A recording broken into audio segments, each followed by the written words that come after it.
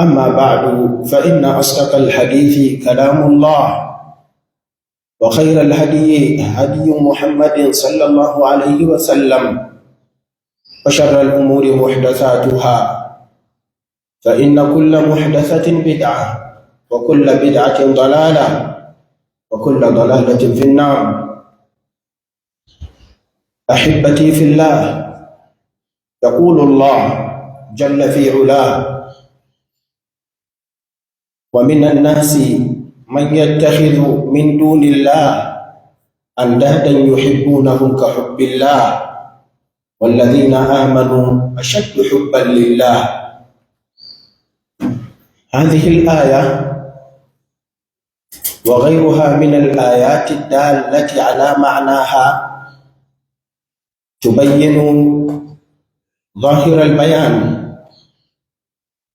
أن من عباد الله عبادا يحبون الله تبارك وتعالى ويفضلون محبته على كل محب، فإن الناس كلهم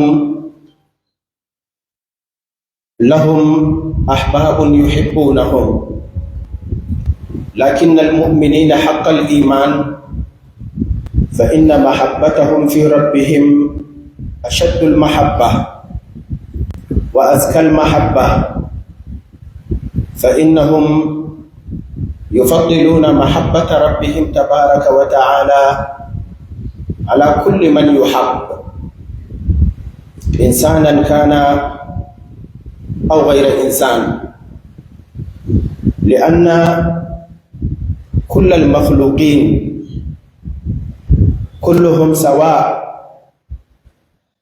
فيما يتعلق برب العالمين، فإنه هو الحق الخالق الواحد، وكل ما سواه مخلوق، فإن حب الخالق لا يتساوى مع حب المخلوق كائنا من كان هذا المخلوق. ولذلك وصف النبي صلى الله عليه وسلم المؤمنين بأن محبتهم لله تبارك وتعالى وتفضيل محبته على غيره جعلهم ممن ذاقوا طعم الإيمان، ولا يذوق هذا الطعم إلا من اتصف بهذه المحبة الخالصة. ثبت في الصحيح من حديث أنس بن مالك رضي الله عنه أن رسول الله صلى الله عليه وسلم قال: ثلاث من كن فيه وجد بهن حلاوة الإيمان: أن يكون الله ورسوله أحب إليه مما سواهما، وأن يحب المرء لا يحبه إلا لله، وأن يكره أن يعود إلى الكفر بعد أن أنقذه الله منه كما يكره أن يقذف في النار. فلذلك ترى أن العبد المؤمن يحب ربه تبارك وتعالى، وتكون هذه المحبة هي التي تنتج كل صلاح من العبد، تنتج عقيدته وتنتج عبادته وتنتج معاملته مع غير الله تبارك وتعالى، فإن معاملته مع المخلوقين تابعة لمحبة الله عز وجل، فلا تجده يواد من حاد الله ورسوله كائنا من كان، ولا تجده يتكاسل في عبادة الله عز وجل، لأن عبادته تكون لمن يحب، وتجده يطيع الله ورسوله في الأقوال والأفعال، فإن المحب لمن يحب مطيع.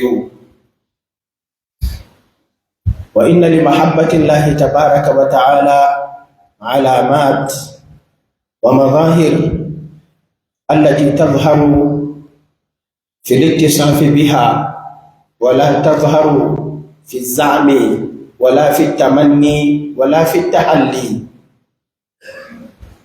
وإن من هذه المظاهر عبادة الله تبارك وتعالى، ولا سيما في فعل كل ما افترض الله تبارك وتعالى على العبد من الفرائض.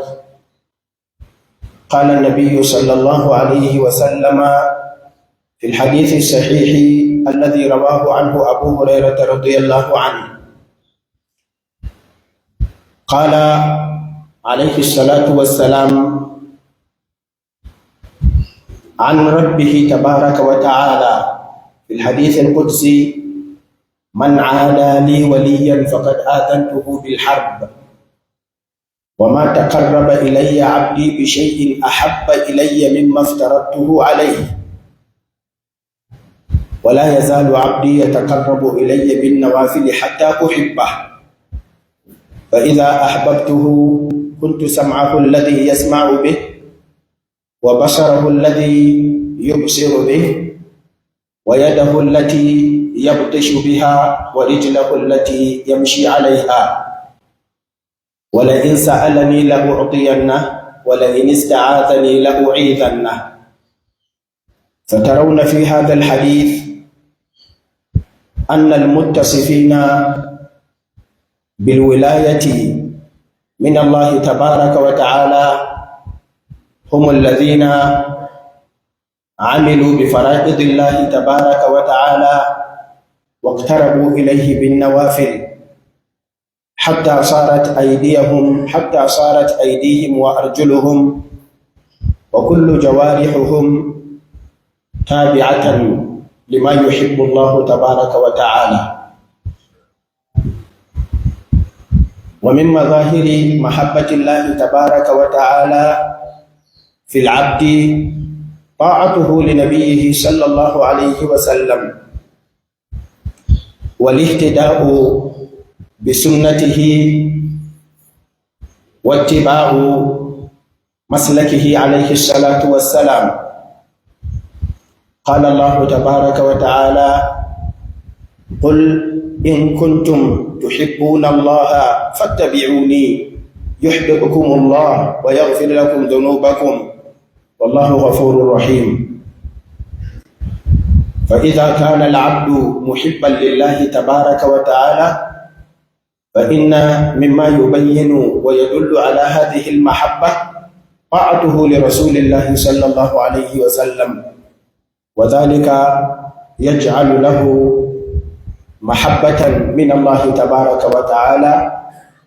فإن محبة العبد لله تبارك وتعالى تجلب له محبة الله، فتكون المحبة مقابلة، يحبه ويحبه، كما قال الله تبارك وتعالى: يا أيها الذين آمنوا من يرتد منكم عن دينه فسوف يأتي الله بقوم يحبهم ويحبونه، أذلة على المؤمنين أعزة على الكافرين، يجاهدون في سبيل الله ولا يخافون لومة لائم.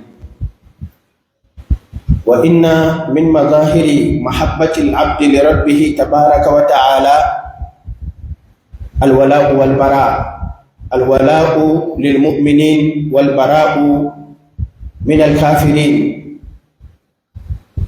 قال الله تبارك وتعالى: لا تجد قوما يؤمنون بالله واليوم الآخر يوادون من حاد الله ورسوله ولو كانوا آباءهم أو أبناءهم أو إخوانهم أو عشيرتهم أولئك كتب في قلوبهم الإيمان. ومن مظاهر محبة العبد لربه تبارك وتعالى أن يكون خائفا لله تبارك وتعالى، راجيا ثواب الله تبارك وتعالى، فيبني حياته وعبادته بين الخوف والرجاء، يخاف عقاب الله ويخاف مقام ربه ويرجو ثواب ربه. فأما من خاف مقام ربه ونهى النفس عن الهوى فإن الجنة هي المأوى. فمن كان يرجو لقاء ربه فليعمل عملا صالحا ولا يشرك بعبادة ربه أحدا. جعلني الله وإياكم ممن يحب الله عز وجل ويحبه الله عز وجل، وجعلني الله وإياكم ممن يوافق قولهم عملهم، وممن صدقوا الله عز وجل فيما عاهدوا الله عليه، وجعلني وإياكم ممن يطيع الله عز وجل ويطيع رسوله صلى الله عليه وسلم ولا يخاف في ذلك لومة لائم. بارك الله لي ولكم في القرآن العظيم، ونفعني وإياكم بما فيه من الآيات والذكر الحكيم. أقول ما تسمعون وأستغفر الله العظيم الجليل لي ولكم فاستغفروه إنه هو الغفور الرحيم.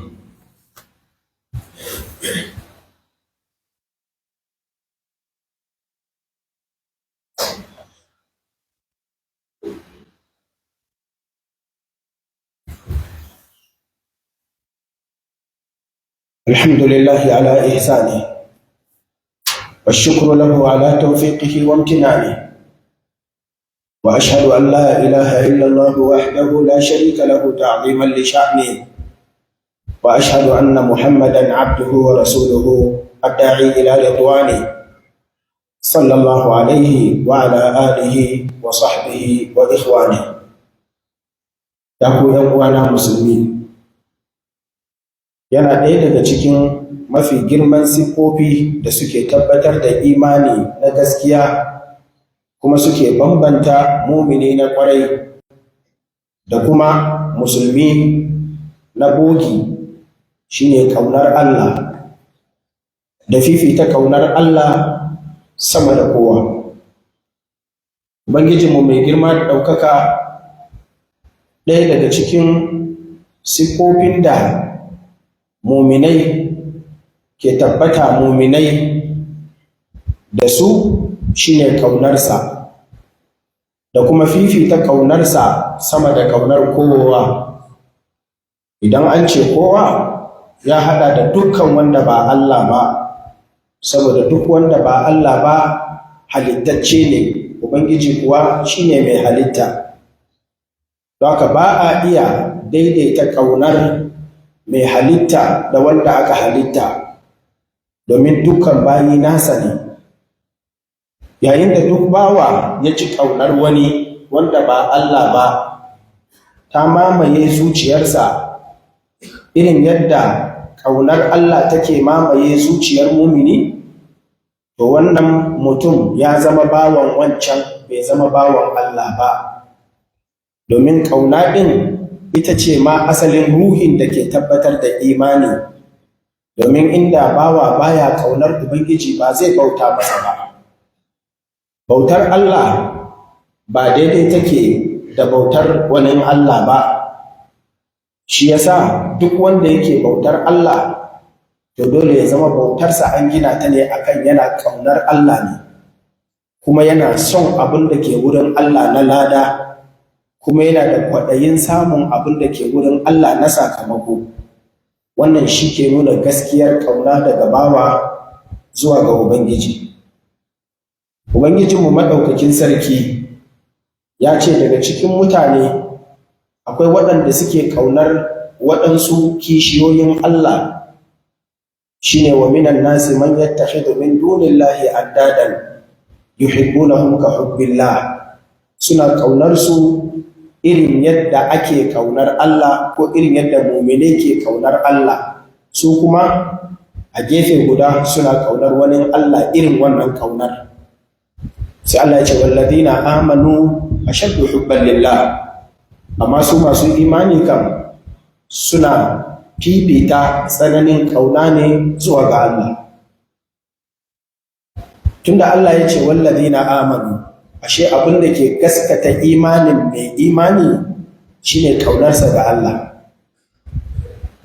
Duk wanda ya ƙaunaci Allah maɗaukakin sarki, to ana gane hakan, ko shi ma yana iya yi wa kansa jarabawar da zai auna ya gane yaya ƙaunarsa ga Allah take, shin ta kai wannan geji da Allah ya faɗa a wannan aya ko bata kai ba, ta hanyar hadisin manzon Allah sallallahu alaihi wasallam wanda ya ce, kamar yadda Anas ɗan Malik ya rawaito a cikin sahih, manzon Allah sallallahu alaihi wasallam ya ce akwai waɗansu abubuwa guda uku, duk wanda ya siffantu da su to wannan ya lashi zaƙin ɗanɗanon imani ya tabbata akan harshe har ya shiga cikin zuciyar duk wanda ya siffantu da waɗannan abubuwa guda uku. Abu na farko shine yana ƙaunar Allah da manzon Allah sallallahu alaihi wasallam sama da yadda yake ƙaunar kowa. Abu na biyu, duk wani wanda ba Allah ba da zai ƙaunace shi ya zama saboda Allah yake ƙaunarsa.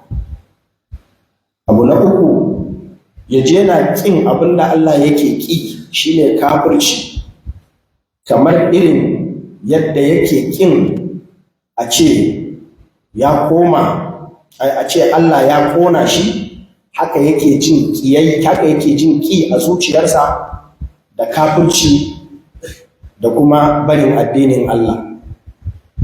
Waɗannan abubuwa guda uku su suke tabbatar da imani ya dasu a cikin zuciyar bawa mumini.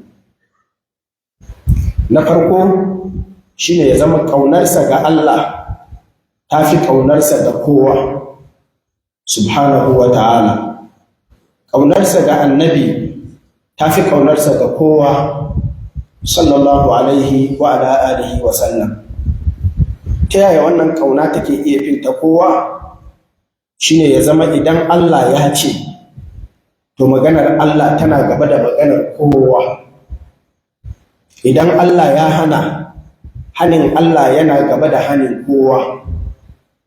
Ko da a aikinsa yana iya saba wa maganar Allah, ko da a cikin zancensa yana iya sabo, amma a cikin zuciyarsa yana ji cewa yana kin wancan abin da yake yi mummuna, ya fi son na Allah. Baya nufi wanda ke sabo kwata-kwata baya son Allah, a'a, amma kana sabon, kana son sabon, kuma kana fifita sabon akan bin Allah, to baka kaunar Allah. Amma kana kaunar Allah kuma kana kin sabon da kake yi ko da kana aikatawa, to wannan kana kaunar Allah da iya daidai gwargwadon mai laifi yake kaunar Allah. Amma dai wanda yafi kowa cika shine wanda yafi kowa gujewa sabon Allah. Domin idan mutum yana son wani, to zai iya sadaukar da komai nasa wajen bin wancan da yake kauna. Baka ganin haka ne a tsakanin mace da mijinta? Baka iya ganin wata macen ko ma bata auri mutum ba, tsananin soyayyarsa zai iya sa duk abin da ya sa ta ko sako ne ta bi?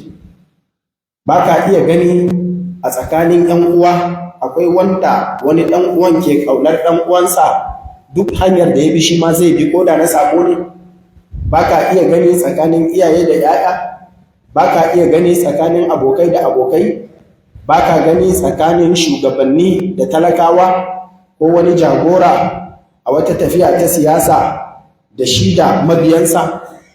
Baka iya gani ko da a tsakanin mutane, ko da a cikin harka ta addini, idan akwai wani umarni ko wani hani da ya saba da umarnin Allah ko na manzon Allah sallallahu alaihi wasallama, jagora a cikin wannan harka ta tafiya ta addini, sawa'un a cikin musulunci ko a wajen musulunci wannan tafiya take, zai iya bi? To idan mutum yana da wannan, gwargwadon yadda ya ƙaunaci wancan, gwargwadon yadda ya yi nesa da ƙaunar Allah, saboda ba a wa Allah kishiya a komi, ciki har da ƙauna. Shi yasa Allah ce walladina amanu ashaddu hubban lillah, su masu imani sun fi tsananta ƙauna ga Allah. Abu na biyu shine ya zama wato duk wani mutum da zai ƙauna wanda ba Allah ba, to ba a hana ba. Kenan wannan hadisi ko waccan aya ba ta nufi karka ƙaunaci kowa. Ka ƙaunaci matarka, ka ƙaunaci iyalanka, ka ƙaunaci iyayenka, ka ƙaunaci abokanka, ka ƙaunaci wanda kake aiki ƙarƙashinsa, ka ƙaunaci waɗanda kake musu shugabanci, duk ka ƙaunace su. Duk wata hulɗa ta duniya da ta sa ake ƙauna ba a hana ba, amma shin ƙaunar tana kishiyantar yadda ake ƙaunar Allah? Shine ma'anar wa an yuhibbal mar'a la yuhibbuhu illa lillah. Duk wanda zaka ƙaunace shi, kaga shin saboda Allah kake ƙaunarsa? Yaya ake gane saboda Allah kake ƙaunarsa? Ba yana nufi sai kun haɗu a masallaci ko a islamiyya ba yana nufi sai kun haɗu a harkar addini ba, ko da a harka ce ta rayuwa. A'a, shin yana iya sa ka abin da Allah shi kuma baya so ka yi? Shin yana iya hana ka abin da manzon Allah sallallahu alaihi wasallam yake so kai kuma ka bi shi? To ba ka son Allah ko manzon Allah sallallahu alaihi wasallam, ko da ka faɗa sau dubu. Ƙaunarka ga Allah da ƙaunarka ga manzon Allah sallallahu alaihi wasallam yana tabbata ne a cikin wannan hadisi cewa an yuhibbal mar'a la yuhibbuhu illa lillah. Ƙaunar ba tana tabbata ne a cikin aikinka ko maganarka ba. Hadisin shi zai fassara yaya ƙaunar take. Shin saboda Allah kake son wane? Saboda mun ga duk abin da Allah yake so shi yake yi, shi yasa kake bin sa. Kuma duk abin da manzon Allah sallallahu alaihi wasallama ya karantar da shiryarwarsa yana kama da shiryarwar manzon Allah sallallahu alaihi wasallama, wannan da kake bi bai saba masa ba, kai kuma sai ka bi shi, sai zama biyayyar ta koma ga manzon Allah ne sallallahu alaihi wasallama, biyayyar ta koma ga Allah ne. To kana son sa so na gaskiya, irin son masu imani. Wannan ya nuna ba an hana ka soyayya ba, a'a ana kwadaitar da kai ne ka yi soyayya saboda Allah. Sannan na ƙarshe, duk abin da shi kuma ke iya kai mutum wuta, ka ji kana ƙinsa kamar yadda kake ƙin shiga wutar. Ai ba wani mutum da yake so a sa shi a wuta ko a nan duniya. To hanyoyin shedan da ke sa mutum ya shiga hanyar wuta, to kai kuma sai ka ji kana ƙin wannan hanyar, ko da kana aikatawa fa. Wannan hadisi baya nufi sai ka zama ma'asumin da baka laifi. Abin da yake nufi shine ya zama kana ƙin saƙon Allah a ranka, wanda shine mafi ƙarancin matakai na imani. Sannan kuma kana son Allah, kana kuma son manzon Allah sallallahu alaihi wa sallama, ko da a ce kana saƙon, amma kuma kana bayyana son ka ga Allah ta yadda idan kayi kana dawowa zaka yi nadama kuma zaka tuba. والذين إذا فعلوا فاحشة أو ظلموا أنفسهم ذكروا الله فاستغفروا لذنوبهم. أي الله يا فدي سفر مؤمنai ne na gaske, amma a ciki sai ce fa'alu fahishatan, suna laifi. Ashe mu'mini ba yana nufi masu ne wanda baya laifi ba. Fa'alu fahishatan sun yi laifi, amma bambancin su da wanda baya son Allah shine shi wancan in yayi laifi sai biris abinsa, shine zayyana lahum ash-shaytanu a'malahum. Zai yi laifi kuma yana jin daɗi, ya take haƙƙin mutane yana jin daɗi, ya aikata sako na gaɓoɓi yana jin daɗi, kuma baya taɓa nadama. Amma shi mai imani saboda yana ƙaunar Allah, yana saƙon ma zuciyarsa bata nutsu ba, sannan bayan ya yi saƙon kuma sai ya dawo ya yi nadama, sai ya tuba. To wannan yana cikin muminai waɗanda Allah ya ce wasari'u ila magfiratin min rabbikum wa jannatin a'arduha as-samawati wal ardu u'iddat lil muttaqin. Allah ya kira su masu takawa, Allah kuma ya kira su masu aiki da ya dace da takawa, duk da cewa ya ce fa'alu fahishatan, sun yi laifi. Don haka a fahimci ma'anar ƙaunar Allah ba ta nufi karka ƙaunaci wani. A fahimci ma'anar ƙaunar Allah ba ta nufi kwata-kwata ba ka sako. A'a, amma yaya zuciyarka take yayin da kuma bayan ka yi sakon, shi yake nuna ƙaunarka ga Allah. Sa'annan daga cikin abin da ke tabbatar da mutum yana ƙaunar Allah, ba shi ne ya faɗa a baki ya ce yana ƙaunar Allah, ko ya shelanta wa mutane, ko wani ya nuna wani ya ce wani yana son Allah. A'a, yadda ake gane ƙaunar Allah shi ne yadda Allah ya faɗa ga yadda ake gane mai ƙaunarsa. Allah ya ce qul in kuntum tuhibbuna Allah fattabi'uni. Yace wa manzon Allah sallallahu alaihi wasallam kace idan kuna son Allah da gaske to ku yi a aikace in gani Allah ya gani, ba ku faɗa a baki ba. Ku bi ni in ji manzon Allah sallallahu alaihi wasallama, ta yadda Allah ya ce ya faɗa, ya shelanta cewa idan suka bi shi to sun so Allah, shi kuma Allah bil muqabil yuhibbukumullah, kuma sai Allah ya so ku. Dama kuma mu'minin siffar su ita ce ƙauna wadda take da musayi, su suna ƙaunar Allah, Allah ma yana ƙaunar su, shine ma'anar yuhibbuhum wa yuhibbunahu. Shi Allah yana ƙaunar su saboda sun yi abin da yake so. Me yake so? Shine abi manzansa. Bai turo annabinsa sallallahu alaihi wasallama haka kawai don ya zo ya gama rayuwa a karanta tarihinsa. A'a, ba shi bane. Abi abin da ya ce, a tsaya akan shiriyarsa, a yi kwaikwayon ɗabi'unsa, a bauta wa Allah da irin yadda shi ya yi bauta, sannan kuma a tsaya akan tafarkinsa har zuwa mutuwa. Wannan shi ne bin manzan Allah sallallahu alaihi wasallama, wanda kuma shi ne gaskiyar ƙaunar Allah. Shi ne ma'anar fattabi'uni yuhibbukumullah wa yaghfir lakum dhunubakum, sai kuma Allah ya gafarta muku zunubanku. Don duk yadda kuka so Allah, kuka bi manzan Allah sallallahu alaihi wasallam, za ku yi laifi, za ku yi zunubai, amma ƙaunarku ga Allah wanda ta bayyana cikin ɗa'arku ga manzan Allah sallallahu alaihi wasallam, ita za ta sa sai Allah ya ta gafarta muku ko da kun aikata laifi. Shine wa yaghfir lakum dhunubakum wallahu ghafurur rahim. Sannan ana gane cewa mutum yana ƙaunar Allah ta hanyar da zai iya shigar da kansa cikin haɗari amma saboda Allah. Shi yasa Allah ya ce man yartadda minkum an dinihi fa sawfa ya'ti Allahu bi qawm. Idan wani ya bijire wa addini, Allah zai canza shi ya kawo waɗansu mutanen waɗanda su yuhibbuhum wa yuhibbunahu, suna ƙaunar Allah, Allah ma yana ƙaunar su. A'izzatin adillatin 'alal mu'minin, masu sauƙin al'amari da taushin hali ga mu'minai.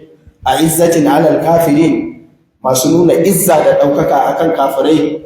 Yujahiduna fi sabilillah, suna jihadi akan tafarkin Allah da zai iya cinye rayuwarsu, ya cinye dukiyarsu, ya cinye mutuncinsu, ya cinye komai nasu saboda Allah. Sun sadaukar saboda suna ƙaunar Allah, sun sayar masa wancan abun, shi kuma ya saya. Inna Allah ishtara minal mu'minina anfusahum wa amwalahum bi anna lahumul janna. Tunda sun yi ciniki tsakaninsu da Allah, sun sayar, ya saya, don haka za su miƙa masa ran idan bukata ta zo, za su miƙa masa dukiyar idan bukata ta zo, za su miƙa masa jinin da lafiyar idan bukatar haka ta taso.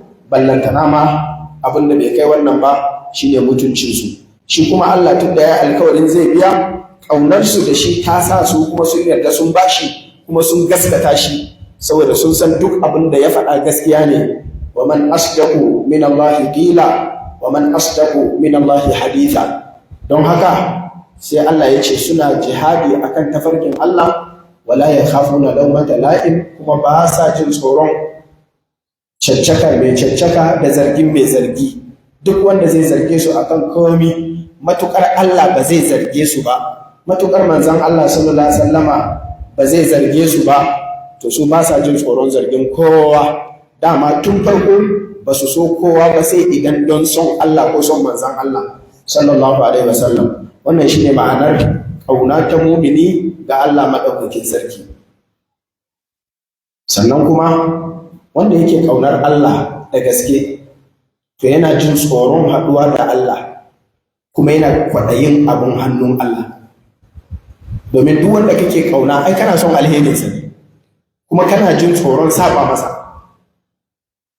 Shi yasa Allah ya ce fa amma man khafa maqama rabbih wa naha an-nafsa 'anil hawa wattaqu yawman turja'una fihi ila Allah. Yana jin tsoron ranar da zai koma ya tsaya, yawma yaqumu an-nasu li rabbil alamin, Allah ya tambaya ya bada amsa. Haka wannan tsoron ya sa ga wato ya ajiye kansa akan yadda ba zai yarda ba ya auka cikin abin da zai sa Allah ya kama shi tunda yana tsoronsa. Shine khafa maqama rabbi. To amma wannan tsoron ba a kai kaɗai ya tsaya ba, a gefe guda kuma yana ƙauna, yana fata, yana sa rai cewa zai samu abin kwaɗayi a wurin Allah.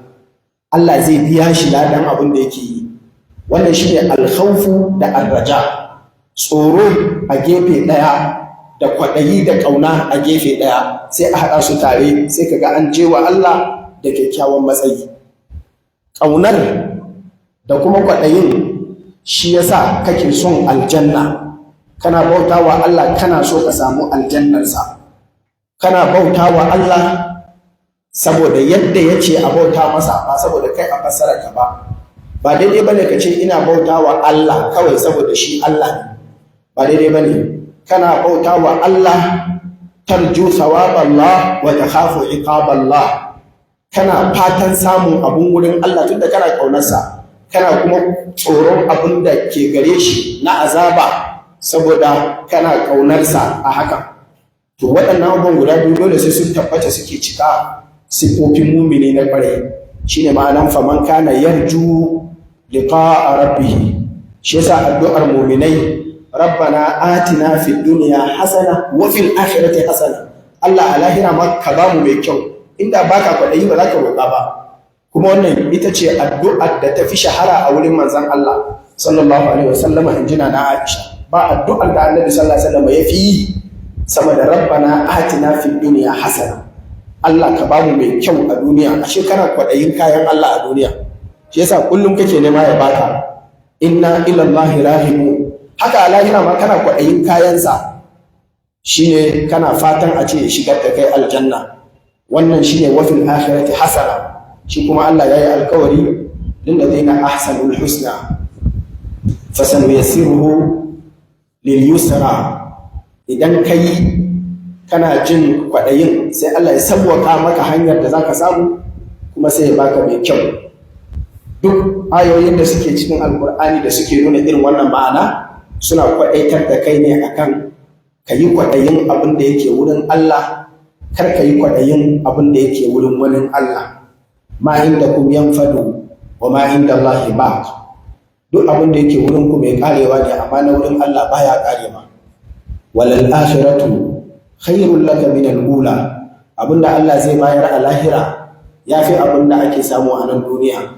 Wal akhiratu khairun wa abqa. Lahira ita tafi alheri kuma ita tafi wanzuwa. Wannan kaɗan ne daga cikin bayani akan ƙaunar Allah.